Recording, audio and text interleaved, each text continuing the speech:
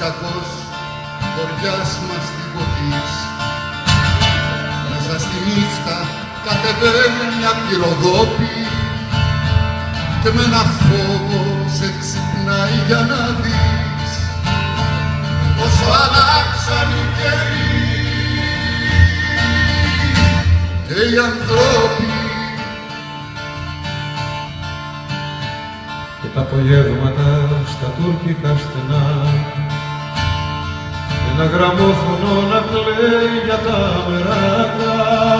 Χαμένα χρόνια δεν έρχονται ξανά. Χαμένα βήματα στα έρημα σοκάκια. Κομμότινη, κομμότινη, φωνή σβησμένη απ' τη βροχή κι απ' τις σαρδίλες, λησμονημένη και γυμνή, κοίτας το αύριο κρυφά πίσω απ' τις γρίλες. Κομμωτινή, κομμωτινή, φωνή σβησμένη απ' τη βροχή κι απ' τις σαρδίλες, λησμονημένη και γυμνή, κοίτας το αύριο κρυφά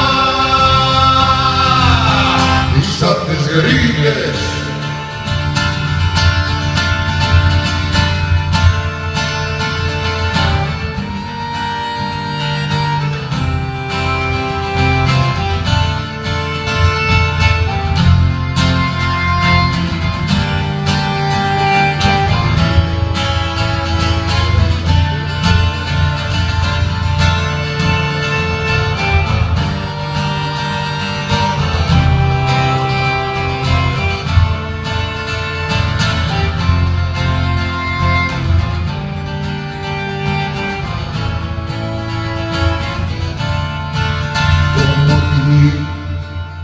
Κομμωτινή, φωνή σβησμένη απ' τη βροχή κι απ' τις σαρδίλες, λησμονημένη και γυμνή, κοίτας το αύριο κρυφά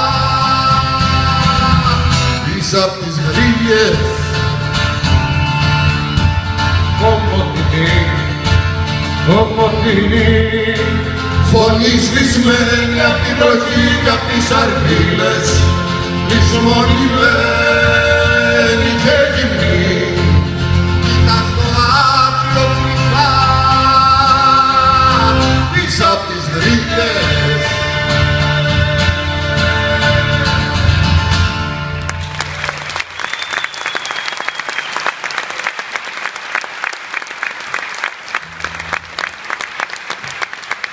Αυτό το τραγούδι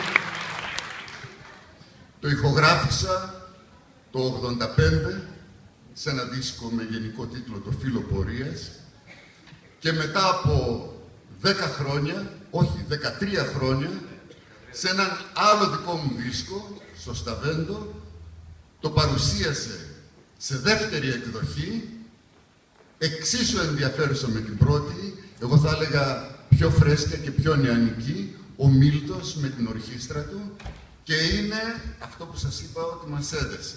Αλλά εκτός από αυτό, μας συνδέει και κάτι άλλο.